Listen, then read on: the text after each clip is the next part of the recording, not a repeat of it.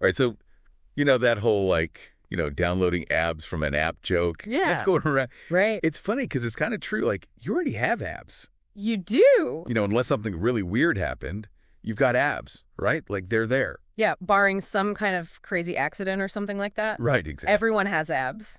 So the question is why you can't see them. Right. And that's what we're diving into today. Yeah, and I think a lot of people are interested in that regardless of where they are in their fitness journey. Yeah. Like, how do I see my abs? Right. Like, what is this? Like, what is the secret? Yeah. And today we're gonna look at that, and we're gonna use some good information to do that. Exactly. We're going to try to cut through all the noise and all the, the bro science and all that stuff. Yeah, all the crazy stuff out there. And we're gonna go to a good source. Yes. We're going to YouTube video.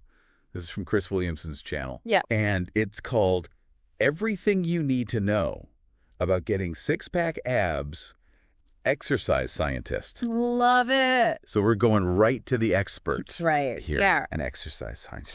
To really try to get down to the bottom of this. Okay. And right away, like the first thing that they hit you with in this video is this idea that, Yeah. this is something that comes up a lot in like the bodybuilding community is that, Yes.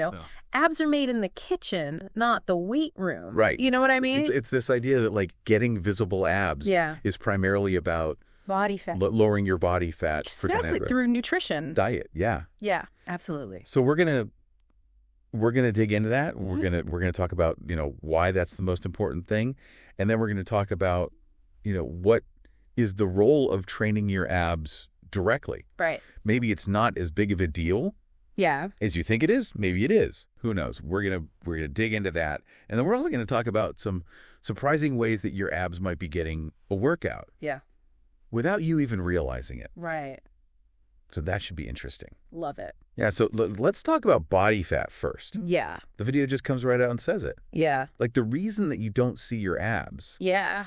is because there's a layer of fat on top of them. Right. Forget about all those ads you see for this exercise, or this food is going to give you abs. Yeah. It's all about just, getting rid of the body fat that's over your abs. It's like having a blanket over a statue, Yeah. right? It's like having a nice sculpture. Yeah, you can't appreciate the definition of the sculpture Right. if it's covered by a blanket. Exactly. And they make the point in the video, Mm-hmm. once you get lean enough, whatever your ab structure is, Yeah. you might have a 6-pack, you might have an 8-pack, you might even have like what the expert kind of jokingly says, a 2.5-pack, Yeah. whatever it is. Yeah. That's what's going to show through. Right. So You're kind of predisposed to a certain genetics play a role.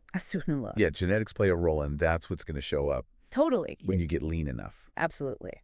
But if we think about, kind of even taking a step back from that, Right. even if you don't have, what they jokingly refer to in the video is like ravioli abs, Yeah. like those super defined abs. Right. Like, generally speaking, Yeah. having a lower body fat percentage is going to lead to a smaller waist. That's right. And that is just, it's pretty universally seen as attractive. It is. Yeah. It is. I would say that there are some exceptions to that, I think, culturally. Sure. But by and large, a smaller waist Yeah. is going to be seen as more attractive. Yeah. Yeah. And it's funny because the video makes this point about this. And I found this so fascinating that, like, in the hairy bear community, Mm-hmm. in the gay subculture, there's actually like an appreciation for Yes. like a gut with abs. I love that. You know what I mean? I love that. So it's like, gut with abs. it's so interesting how Yeah. like different people have different ideas about what is aesthetically pleasing. Right. And that's such a great point because I think when we get so focused on 6-pack abs, Yeah. it's easy to think like, oh, this is the only way to be attractive or this is the only like, Right. desirable physique. Right?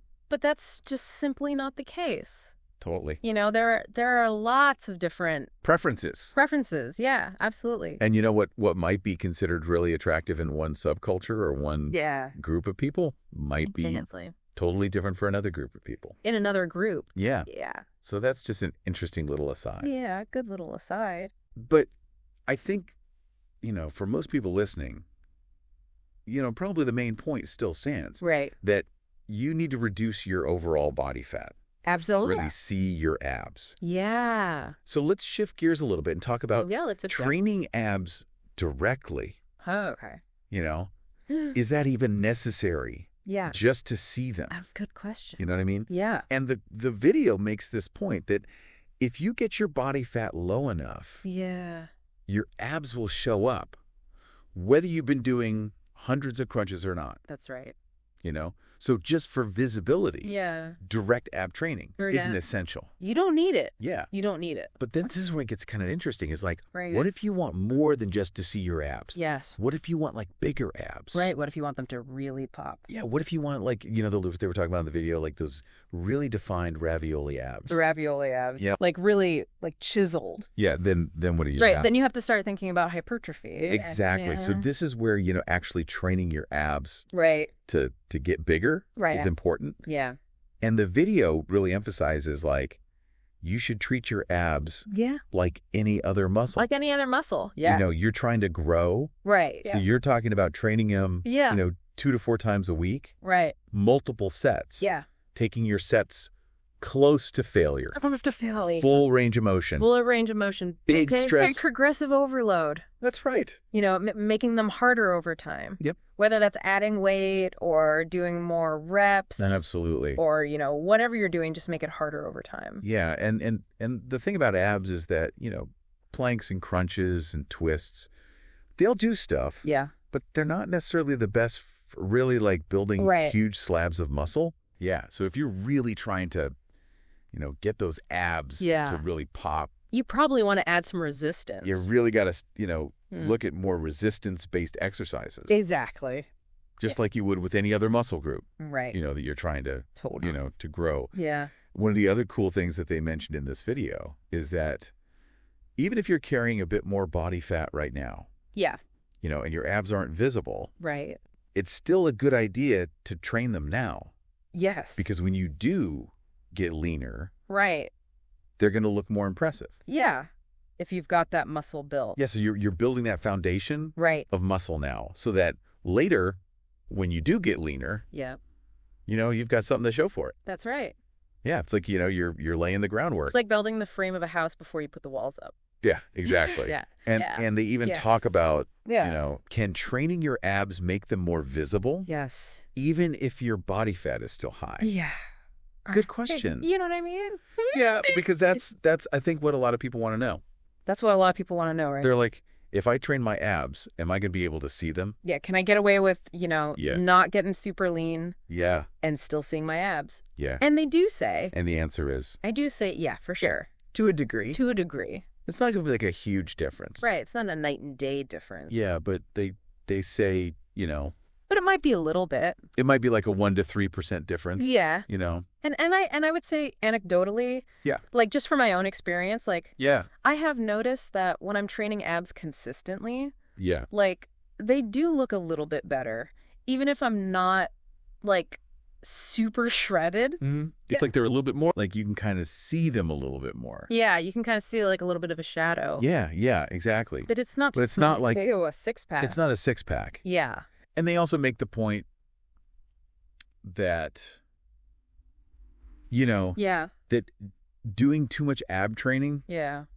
if you're not, if your body fat is not low enough, Yeah.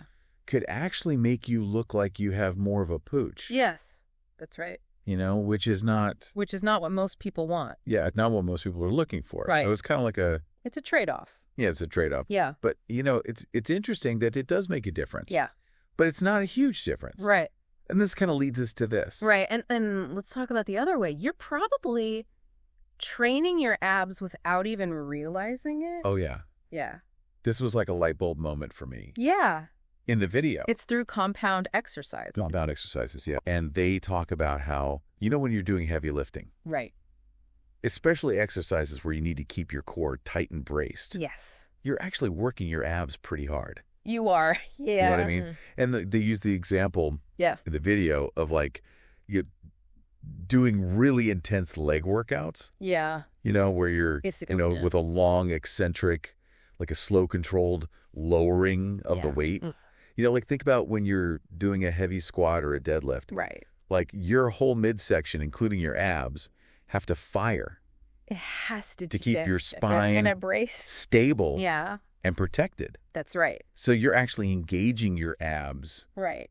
isometrically for that whole time, Right. You're not moving through a range of motion. Yeah, it's like holding a plank, Yeah, exactly. but for a long period of time. You're a long time. Yeah. And that can actually really stimulate your frauds. Yeah. Yeah. And the guy in the video, he's like, he was looking at himself in the mirror the other day. Yeah.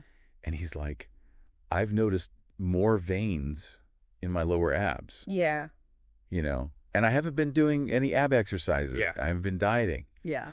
And he's like, why is that? And he's like, it's because I've been doing all this heavy leg training. Yeah. With, really slow negatives. With slow eccentrics, yeah. Yeah. And so it's just interesting to think about that. Yeah. Like you might be getting this ab workout without even realizing it.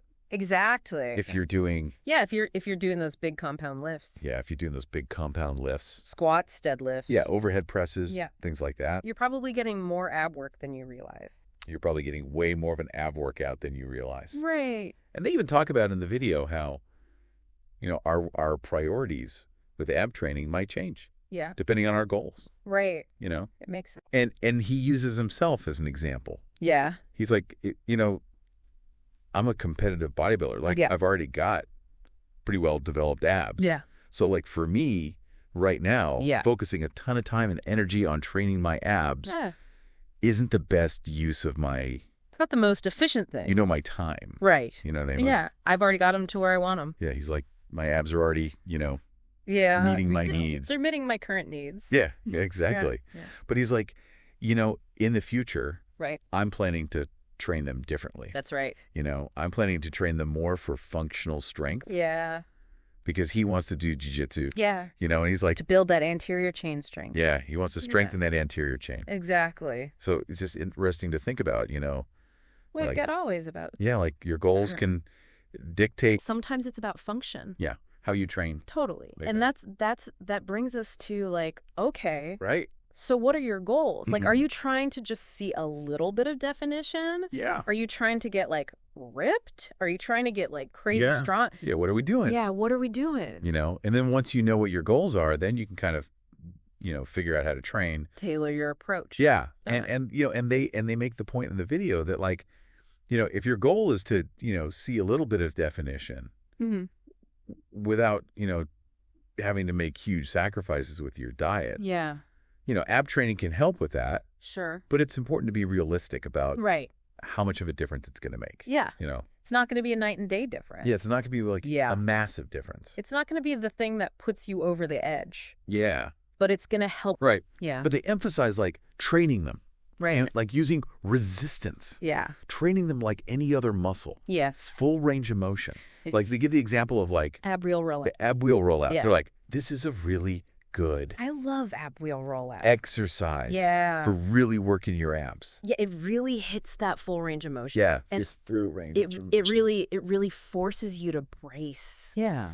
And it's a good one. And they just keep hammering home this point. Yeah. That, the impact of ab training on whether or not you see your abs is still way smaller. Yes. Than the impact of just body fat percentage. Body fat. Yeah.